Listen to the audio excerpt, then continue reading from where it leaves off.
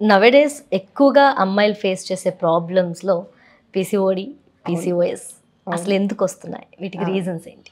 PCOS PCOD almost same అనమాట. Only thing is దీంట్లో ఏంటంటే మనకి స్కాన్లో చిన్న చిన్న నీటి బుడగలు కనిపిస్తూ ఉంటాయి. తర్వాత వెన్ ఇట్ ఈస్ సిండ్రోమ్ లాగా వచ్చినప్పుడు వాళ్ళకి నాట్ ఓన్లీ ఇర్రెగ్యులర్ పీరియడ్స్, వాళ్ళకి హైపర్ ఆండ్రోజెనిజం అంటే యాక్ని అంటే మొటిమల రావడం అనమాట ఫేస్ మీద, అన్వాంటెడ్ హెయిర్ రావడము, తర్వాత వాళ్ళకి చిన్న దగ్గర అంత అన్వాంటెడ్ హెయిర్ రావడం, హెయిర్ లాస్ అవ్వడం. అంటే ఇప్పుడు లేడీస్కి ఎలా ఉంటుంది అంటే ఈ యొక్క భాగం అంతా కూడా హెయిర్ ఉంటుంది, మెన్కి ఎలా ఉంటుంది అంటే ఫ్రాంటల్ రెసిషన్ ఉంటుంది, ఈ పార్ట్లో వాళ్ళకి హెయిర్ వెనక్కి వెళ్తుంది, ఇక్కడ ఉండవు.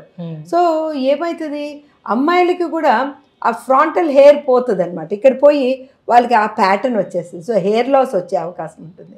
సో ఇవన్నీ కూడా ఉన్నప్పుడు వాళ్ళకి మనం పాలిసిస్టిక్ ఓవేరియన్ డిసీజ్ అంటాం. సో ఇది ఇర్రెగ్యులర్ పీరియడ్ ఉండాలా, హైపర్ ఆండ్రోజన్ ఉండాలా, స్కాన్లో కూడా చిన్న చిన్న నీటి బుడకలు కనిపించాలి. సో ఇవన్నీ ఎలాగొస్తుంది? It is mostly lifestyle disease. Okay. So lifestyle disease మనం అనుకుంటాము అరే ఇంత సన్నమ్మాయికి ఎలా వచ్చిందని. So we have one condition in India is known as thin fat people. Thin fat people ఏంటంటే నువ్వు సన్నగానే ఉంటావు కానీ నీ బాడీలో పర్సంటేజ్ ఆఫ్ ఫ్యాట్ ఎక్కువ ఉండొచ్చు. ఓకే.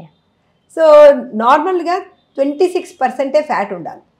సపోజ్ నీ ఫ్యాట్ 35-36% ఉందనుకోండి.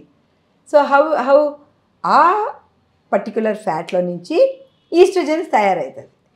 మన ఓవరీస్లో తయారవుతుంది, ఫ్యాట్లో నుంచి తయారవుతుంది. ఇవి ఇదే కాకుండా భోజనంలో నుంచి, మన తిండిలో నుంచి, బయట ఉన్న కలుషితంతో కూడా మొత్తం ఈస్ట్రోజన్ లోపల పోతుంది.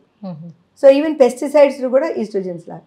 సో ఇవన్నీ లోపలికి వెళ్ళి ఏం అవుతుంది, ఎక్స్ట్రా ఈస్ట్రోజన్స్ ఉంటే పాలిసిస్టిక్ ఓవరీస్ వచ్చేస్తాయి. సో అలాగా life style is very very important. ఆ లైఫ్ స్టైల్ మోడిఫికేషన్ మనం చేయవలసిన అవసరం first in the treatment of polycystic ovaries. So దానివల్ల ఫస్ట్ ఇర్రెగ్యులర్ పీరియడ్స్ రావడం, మళ్ళీ లేట్గా వచ్చి ఎక్కువ పీరియడ్స్ రావడం, లేదా కంటిన్యూస్గా బ్లీడింగ్ అవ్వడం, ఇలా వేరియస్ దశల వారీ అది పెరుగుతూ ఉంటుంది. కొన్ని రోజుల తర్వాత ఎగ్ రిలీజ్ కాదు, ఇన్ఫర్టిలిటీ ప్రాబ్లం అవుతుంది, ఇలా వెళ్ళిపోతూ ఉంటుంది అనమాట. సో కానీ మనము polycystic ovaries only young age వాళ్ళకి ప్రాబ్లం అని అనుకోవద్దండి. ఈ పాలిసిస్టిక్ ఓవరీస్ ఉన్న వాళ్ళకి పోను కూడా వాళ్ళ బాడీ లోపల బీపీ అండ్ షుగరు వచ్చే అవకాశం ఎక్కువగా ఉంటుంది. ప్లస్ కోలానిక్ క్యాన్సర్ కూడా వచ్చే అవకాశం ఎక్కువగా ఉంటుంది. So we have to keep it as it's a life long problem.